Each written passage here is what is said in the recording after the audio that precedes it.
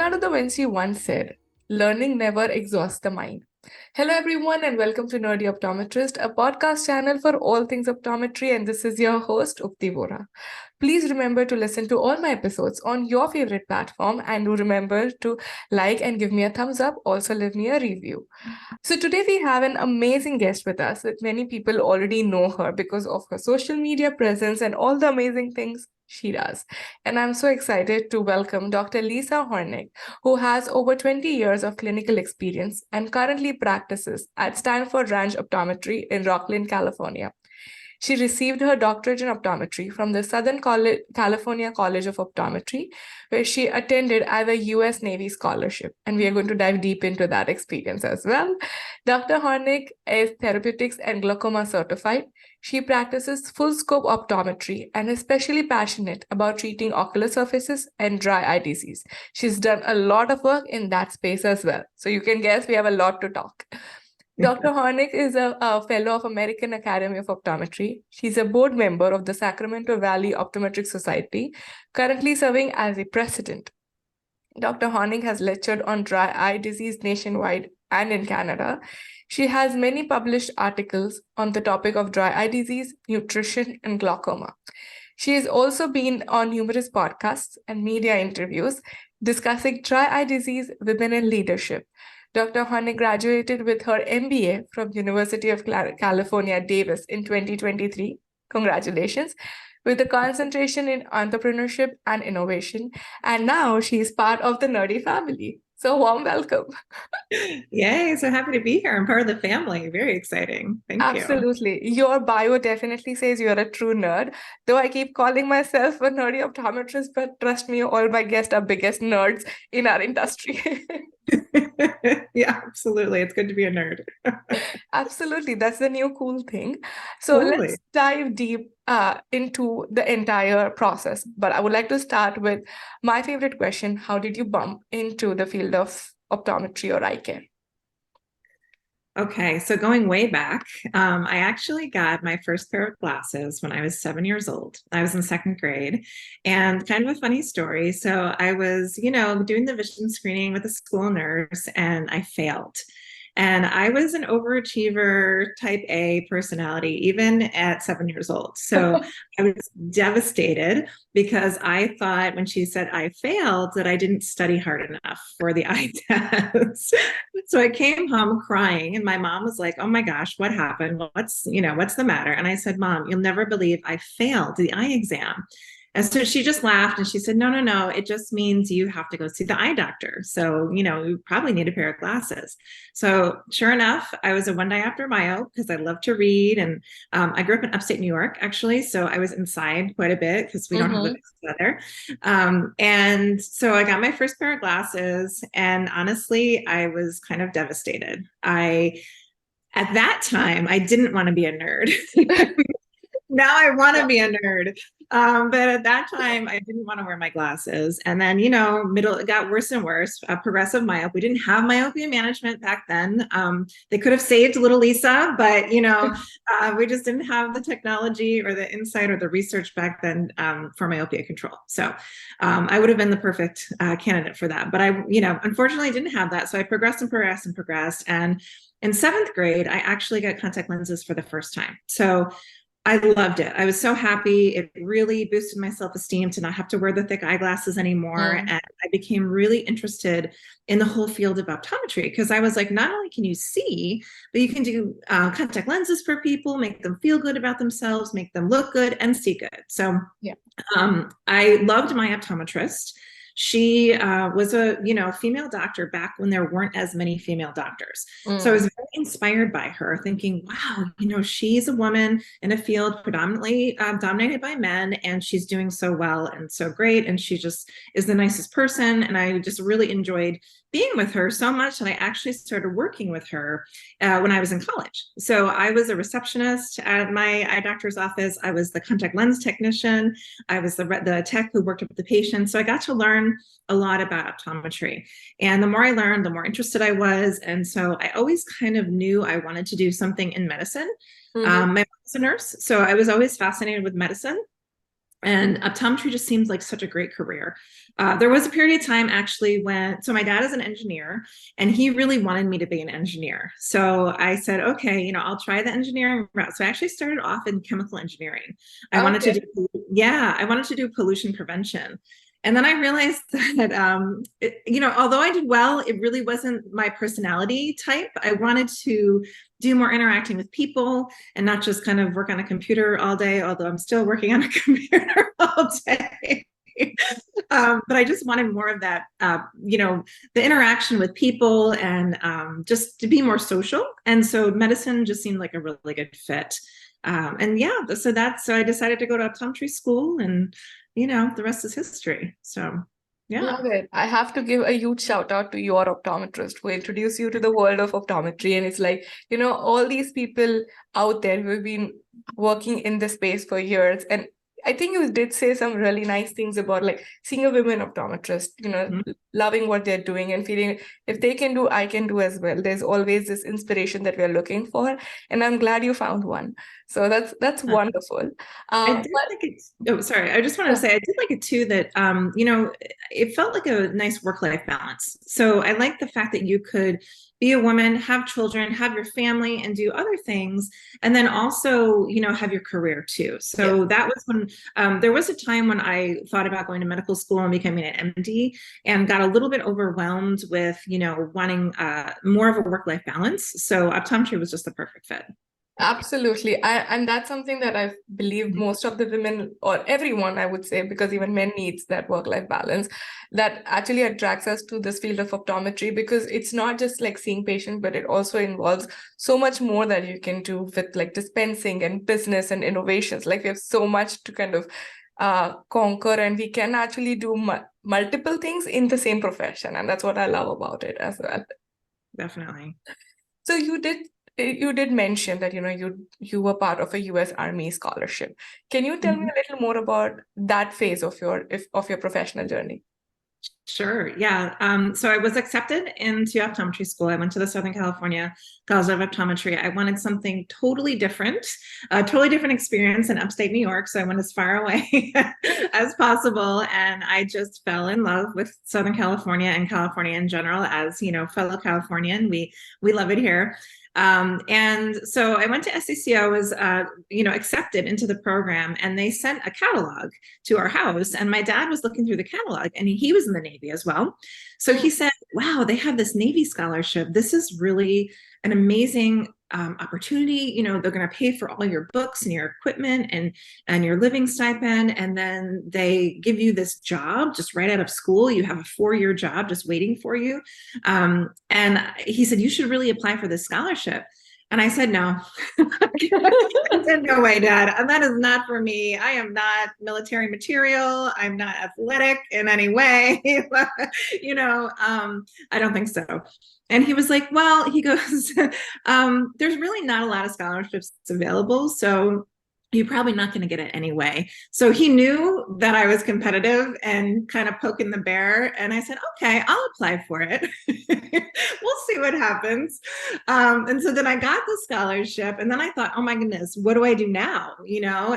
And so he's like, just try it out and go from there. And so, I do trust his opinion. He's always been really great at guiding me and directing me and helping me through all my decision-making processes. So I did apply for it, was accepted, and it was the greatest opportunity. Hands down, one of the best decisions that I've ever made was to get that Navy scholarship, because the opportunities that were given to me in the Navy were just so incredible. And, just not having any debt coming out of school, and then having a job already waiting for me. So those were 2 huge stresses that were taking off on my plate. And not only that, I was able to work at Balboa Hospital in San Diego. That was my first duty station. So that was an absolute dream come true, because I had, I can't even remember. There was probably about 15 other optometrists in my department, and they were all there to help me. So if I had any questions about anything, said, hey, I'm not really sure about this thing I'm seeing in the retina or on the cornea. Can you help me figure this out? It was kind of like a long extended residency almost to all these people helping me. And not only that, but at Balboa Hospital, we had ophthalmology right next door. We had a great relationship with them. So same thing, if I had a question for the retina specialist or the glaucoma specialist, they were right there. I learned so much and saw so many interesting, so much pathology, especially anterior segment, whether, trauma. And we had a specialty contact lens department, actually. So I got to do prosthetics and all kinds of just incredible opportunities as a brand new grad, that I would not have gotten otherwise. And just to have that support was really great. And it was also a really incredible leadership opportunity for me. Yeah. Because, you're given, I was actually officer of the day for the first, couple of years I was in the Navy, which is when you're in charge of the entire hospital.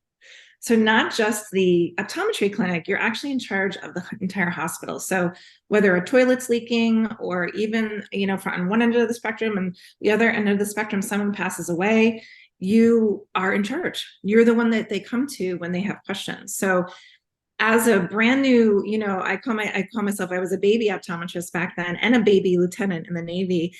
It was just such an amazing opportunity to learn from other leaders and to develop my own leadership style. After that, I did get lots of opportunities to be in charge of the clinics. So I was a branch clinic manager or the department head of optometry. So at a young age, to have such strong leadership roles and also role models to me it was just invaluable. I think that's wonderful what you shared. Yeah. Being type A is also something that would have contributed towards it, because then, you want to kind of make sure things are a certain way, and that made you successful as well. But I liked how you talked about opportunities and being able to kind of have that leadership and mentorship, which is extremely important for everyone. And I'm glad you were able to find it out there in the practice, in the field. But one thing that I actually found amazing, when I started working in the industry, suddenly it was like, okay, whatever you say, we're going to do it. And I'm like, really? Like, you're going to do what I'm going to say? Like, seriously, am I old enough? That feeling of like you having control, you can decide things, you can make things happen and change things is such a refreshing, it's scary, but it's as well as like a wonderful experience that I started experiencing in practice as well as in the industry. Like, okay, I can decide the future of this product or this thing that I'm working. I'm sure that you would have felt the same, right? Yeah, it's very empowering and really helps to build your confidence, for sure. Yeah. Were you ever scared of like doing something wrong, or like, how did you work out? I was terrified, terrified, but I knew that I had people to lean on. I knew that I had people to help me. And, people, if I had a question, okay, how would you do this if you were in this situation? Or what would happen if we did things this certain way? Just bounce ideas off of other people. I did things really push me out of my comfort zone, for sure. I actually, a couple times, was the only optometrist on an aircraft carrier. Twice, actually. I went off and I saw patients on an aircraft carrier, and I'd never been on an aircraft carrier before. I never, slept on an aircraft carrier, and there's all these jets going off over my head, and you're the only optometrist on there. And so, but I knew that I had people to reach out to if I had questions. So yeah, I think sometimes you just have to go for it and not overthink things, but just go for it and try, but also know if you're really stuck that there are people that you can reach out to for help. And I think this is wonderful that you mentioned like having people to reach out to, because sometimes we are hesitant to ask questions because we might feel, they feel I don't know it, or I might come across as stupid. Like, sometimes it could be a silly question. But I'm glad that you did talk about reaching out to people and having that circle of trust and reaching out to them. Like, it's okay, even, it's better to have right treatment or diagnosis or right thing done instead of getting worried of like, what if someone will think something stupid about me, or silly about me in that sense. But I think that's brave as well, and people should start asking more questions and building that in a circle of trust, which you can rely and like talk to, for sure. Yeah, absolutely. I still always ask questions, because I am very passionate about ocular surface disease and dry eye disease, but I might not know everything about, traumatic brain injury, for example, or even myopia control or scleral lenses. I'm asking my friends about scleral lenses all the time. And so, I mean, we have all these incredible resources, right? So yeah, reach out, use those resources so you can learn more. Yeah. Absolutely. And you mentioned you did cover a lot of leadership roles during your journey at the base. Mhm. But did that thing lead to your plan of doing your MBA? Because those things probably were not being taught in optometry school, right? We're always taught and we Yeah. always think from clinical perspective. Here you are Yeah. leading some things, not knowing how it's been done, and then you get Mhm. your formal education. So how did you decide to get your MBA? That's a really great question. So I'll talk a little bit more about my journey. So after San Diego, then I loved the Navy so much. I met my husband when I was in San Diego, and he was in the Marine Corps at the time. He was a pilot in the Marine Corps. So we wanted to move together for our next duty station. And I wanted to continue in the Navy, and he wanted to continue in the Marine Corps. So they found a spot for us in Pensacola, Florida. So I did 3 more years active duty in Pensacola, Florida. Then I had my first son, so I decided that I wanted to get out of the Navy. And then he wanted to stay in active duty, but he actually switched to the Coast Guard. So after the Coast Guard, we went to Hawaii. We were stationed in Hawaii for 3 years. And Wow. then we were in Kodiak, Alaska. So I worked for Pearl Harbor as a civilian contractor, still on the Navy base, but as a civilian contractor. So same exact job, same Navy patients and dependents, but just didn't wear a uniform. And then when we moved to Kodiak, Alaska, there was only 2 private practices on the island. And that was it. So, because Kodiak is very remote and it only has about 3,000 or so people. I think there's more bears that live on Kodiak than actual people. It was a really unique, interesting experience, but it was my first time actually working in a private practice. And it was really interesting just how everything works in a private practice, all the different roles and things like that. We were never taught, like you said, in optometry school, we were never taught accounting and Yes. profit and loss statements and finance and, all these terms, return on investment, things that we never really talked about in optometry school. And I thought, wow, that there's just so much out there that we still need to learn, especially when we have our own private practice. And so I thought about it in Kodiak that I would really like to get my MBA, just to have that extra knowledge. But I actually had another son and things just it wasn't the right time, right? So then comes COVID. And so I wasn't working for about 2 months because in California, we were non-essential for about 2 months. Yeah. And then they said, come back in. We need you.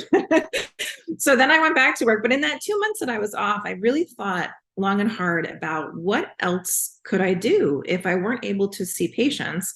What other options would be out there for me? And then the MBA idea came up again.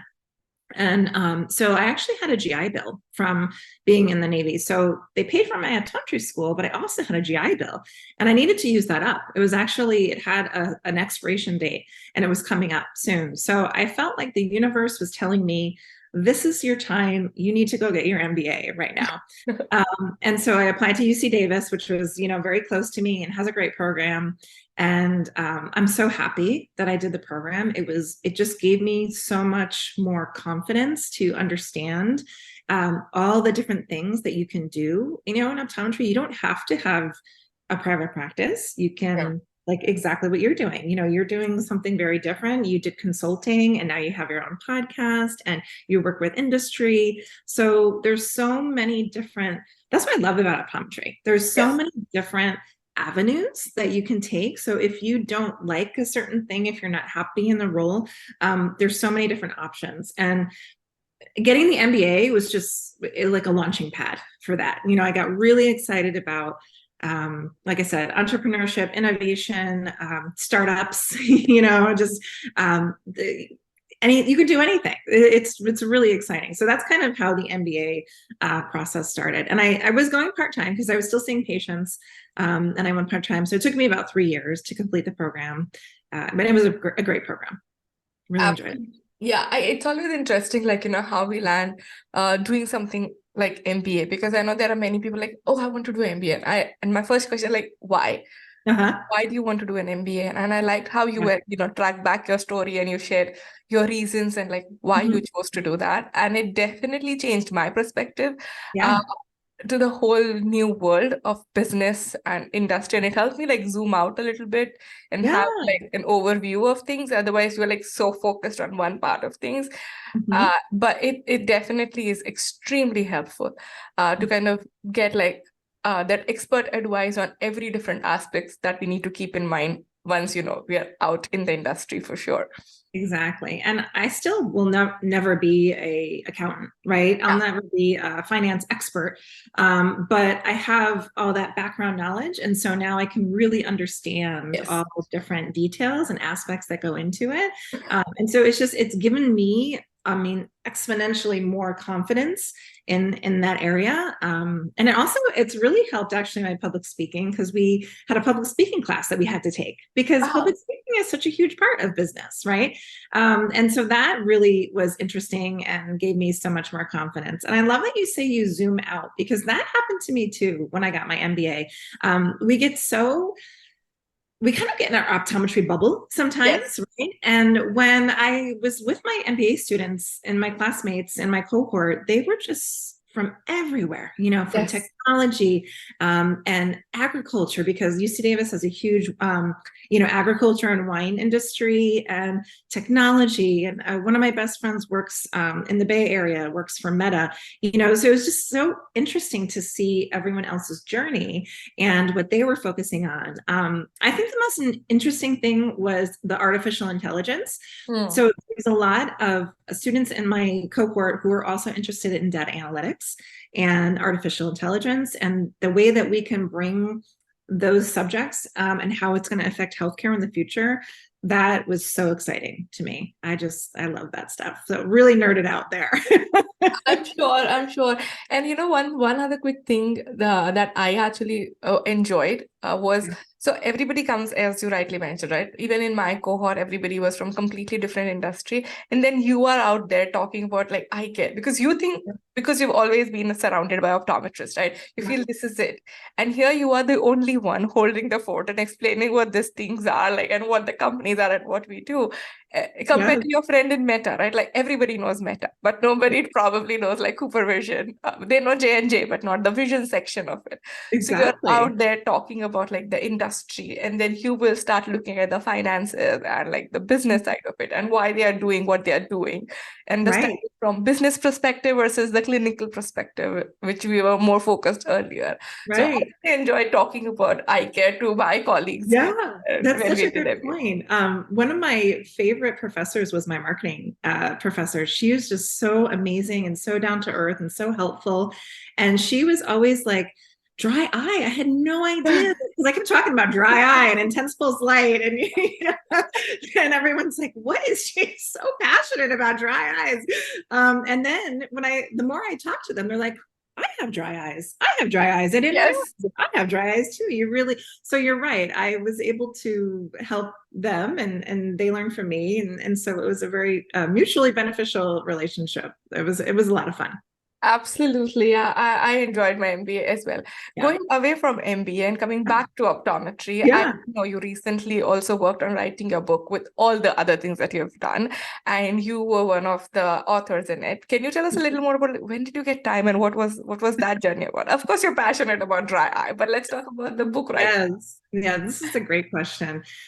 This has actually been going on for quite a long time. I would say over a year that we've been working on this project. So my co-author, Dr. Christina Lenski-Sipes, we worked together at Sanford Branch Optometry. And so the dry eye thing kind of happened. I actually started in Kodiak, Alaska. I was asked to build out the dry eye clinic at that office. I worked for a project called Eye Care Excellence with an incredible man called John. His name was John Shank, Dr. John Shank. And he was a vision source doctor. He decided he wanted to bring in a LipiFlow and a LipiScan but he was not interested really in dry eye. So he said, hey, why don't you start this dry eye clinic for me? And I was absolutely thrilled because I had dry eye myself, but I didn't, this was back in 2014. So all we had really was Restasis and artificial tears, warm compresses, that kind of thing, nowhere near all of the incredible options for treatment that we have now. So that's when I started becoming really laser focused on dry eye.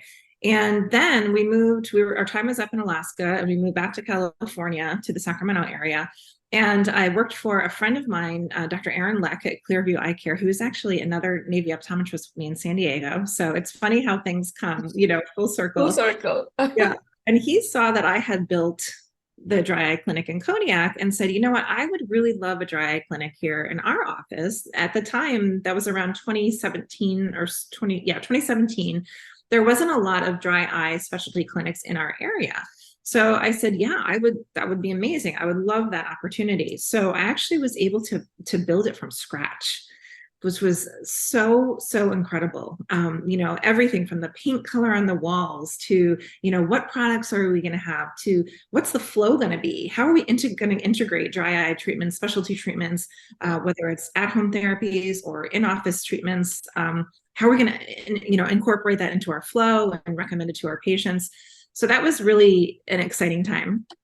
I also started working with Dr. Christina, and she was wanting to bring in an IPL into the clinic. And so that was around 2018, 2019. And so we were really interested in IPL. We researched it together, and we were the first office in the Sacramento area to have an IPL. So we had the Luminous M22 at the time.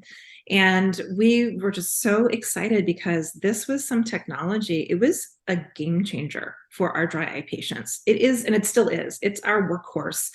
I can't believe we were even, practicing treating dry eye patients without IPL. Yeah, because we just love it so much. And at the time, there just wasn't a lot of information. Thank goodness for Dr. Laura Perriman, because we talk about reaching out to mentors, right? Yes. When we have questions, or when we're stuck or we're not sure. She has been so incredible sharing her knowledge, and she really helped us gain the confidence that we needed to treat our patients with IPL. This was back in about 2019.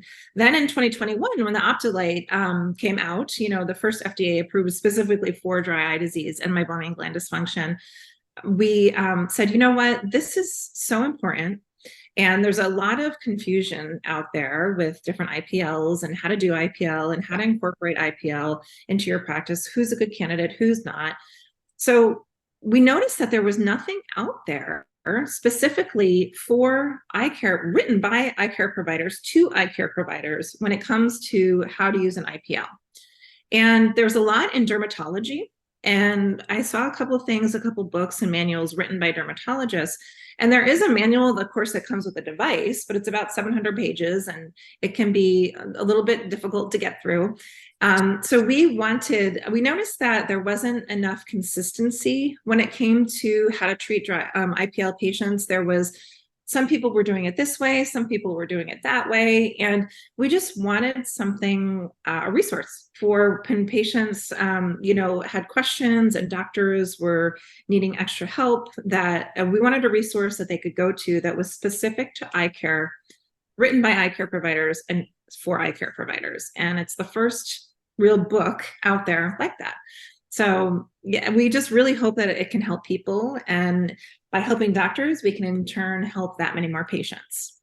Absolutely. And I'll be dropping the links to reach out to Dr. Lisa for any questions, recommendations. And is that book available online as well for purchase? So it was actually sponsored by Luminous, and it's really for Luminous doctors that have Luminous products like the Optolite or the M22. So right now we are coming out with another second edition that will have even more information in it. We're not quite sure how that's going to be distributed yet.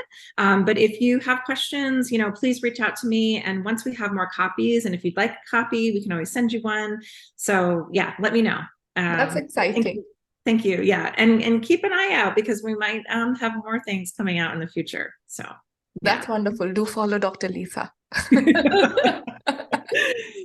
I follow her. I've learned a lot from her, and Oh, that's why she's here. And I'm so excited to have her on this podcast. But definitely reach out to her, get connected with her, and follow her journey because I'm sure there's so much more to learn from her.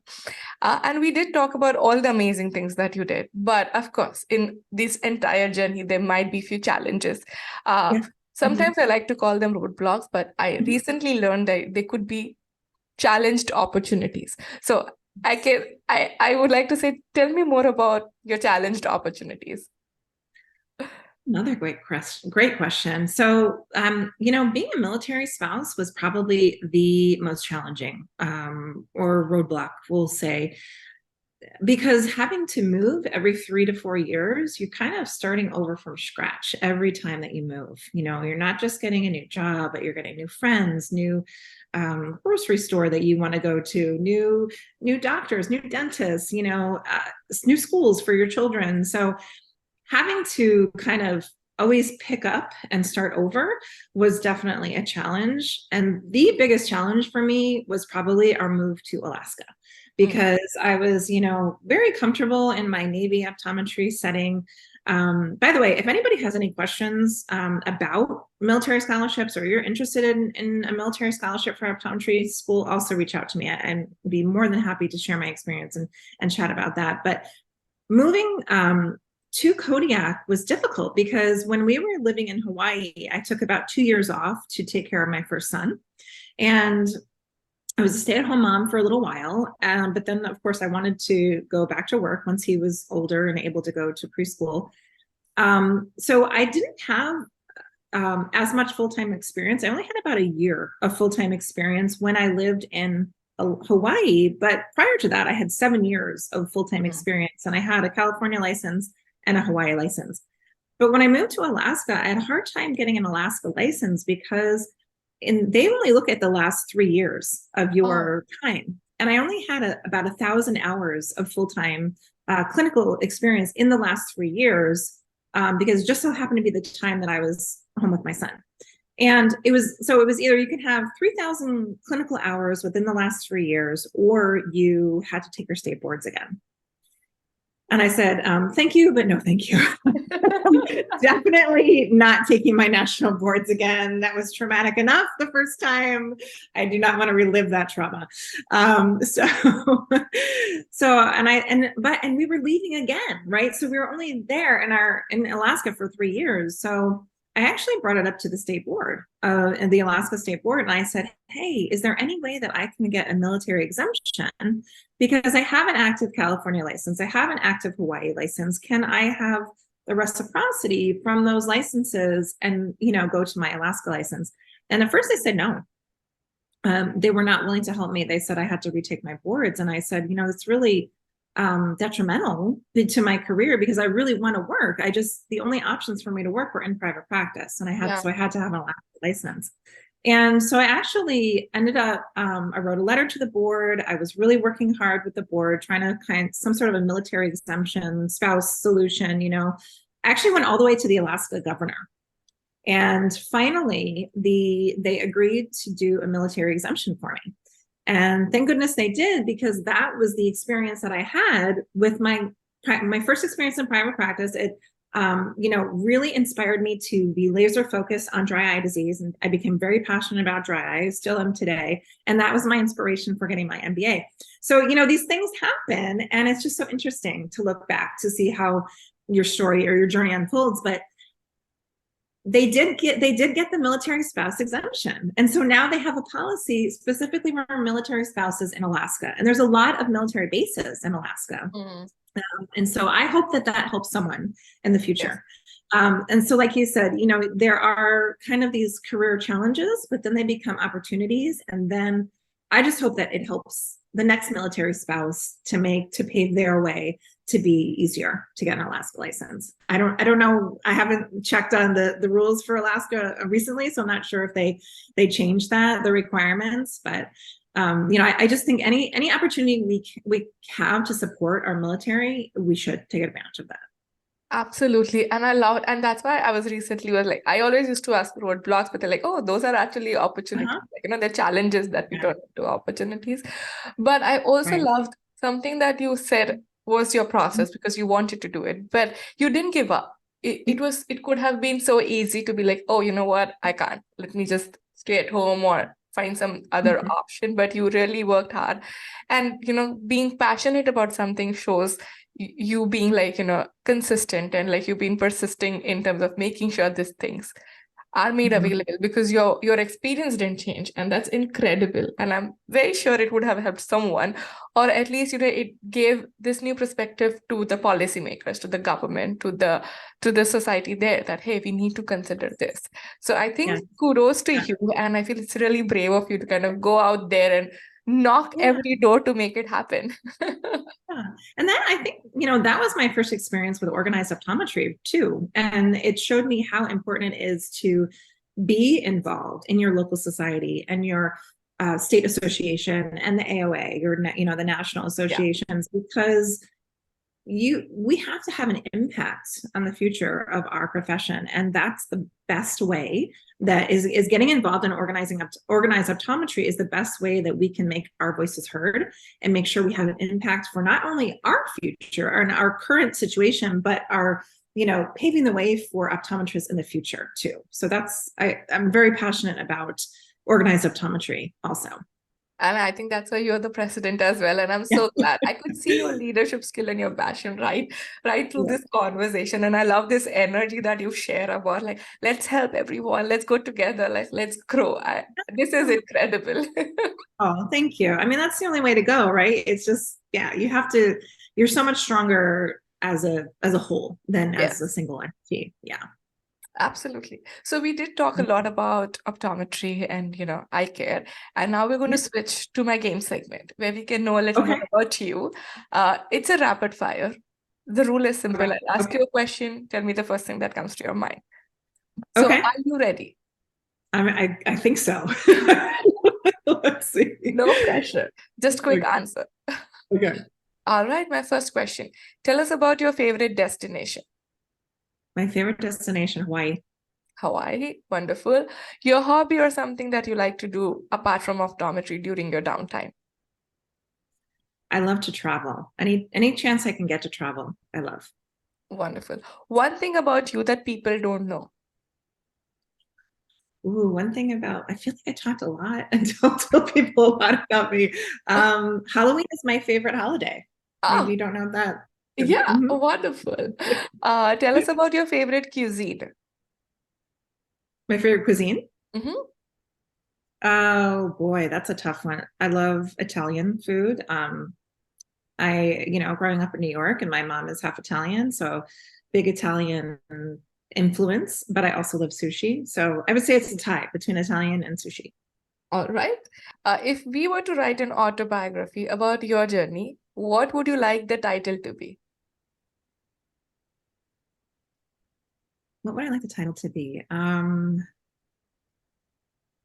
Maybe Perseverance, Mm-hmm. I think. Right. Keep going even when things get hard and challenges, just keep going.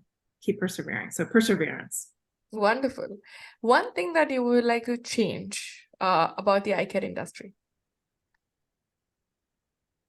One thing I would like to change about the eye care industry, I think that we can be very siloed sometimes in the fact that we kind of just, stay in our little bubble. And I think that we should reach out to other people, other industries, and see how they're doing things in other industries to maybe get new ideas.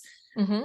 I think that would be a good thing to do. I think that we need to keep sharing our experiences, right? And I hope that people are learning from my podcast, not only, but of course, all the amazing podcasts that you've done and all the incredible guests that you're on. I would say just don't be afraid. I think sometimes we're afraid to reach out for help, and we shouldn't be. We should be, don't think that asking someone for help is going to annoy that person. Mm-hmm. I bet 99% of the time that person is actually going to be very happy to help you and grateful that you reached out. So that I think sometimes we don't reach out to others for help enough. We're like, no, we can do it. We can do everything on our own, and we don't need other people's help. But that's a mistake that I made when I was starting out in my career. Even though I had all my Navy mentors, but after I got out of the Navy, I thought I could do everything on my own. And I realized that it's so much easier, so much easier if you ask others for help, and you'll get to your goal and you'll be successful that much faster. Wonderful. And that was it. That was a simple rapid fire. Okay. I definitely know what we're eating next time we meet and which was your favorite destination. So probably, we can go out for sushi in Hawaii or maybe some Italian food in Hawaii. And I definitely am looking forward to your Halloween costumes or looks for sure, because that's your favorite festival. So let's see what's coming up soon. It's going to be great. Yeah, can't wait. You did wonderful. Thank you once again, Dr. Lisa, for sharing all these wonderful insights. I love the energy. I've learned so much more with this conversation. I'll definitely be dropping your LinkedIn profile for people to connect and reach out to you for any questions that they might have. Thank you for being open and available to share your availability so people can ask you questions. Before I let you go, do you have any final takeaway message or anything that you want to share before we end this episode? Yeah, I think, I've talked about it before, but just keep reaching out, ask people for help. Don't try to solve all your problems on your own, because it gets lonely and it's really hard to do, and it takes a lot longer. I'm willing to help anybody who reaches out to me, and I know so many other incredible colleagues that are also willing to help. So if you see somebody who, or also some word of advice is, if you're unhappy in the situation that you're in, don't stay there. There's so many other ways or things that you can do in optometry, that there's so many options to be happy. And so find what you're passionate about and just go for it. And when you see the people that are doing what you want to do, reach out to them and say, how did you get to where you are? I really admire you. What steps did you take in order to get where you are and that level of success that you are? So my last two pieces of advice are, if you're unhappy, change it, because there's so many things in optometry that you can do. And if you have questions, reach out, because I guarantee those people will be happy to help. Absolutely. And I can attest to the fact that I have reached out to so many people in the industry, and everybody has been kind enough to support me and respond to me and help me throughout my journey of podcasting, or even my professional journey in this new country when I moved here from India. So absolutely, I agree to that 100%. Thank you so much for sharing all these amazing insights. It's been a pleasure talking to you. And once a nerd, always a nerd. So welcome to the nerdy family once again. And it's such a pleasure to have you on this show. So happy to be here. Thank you.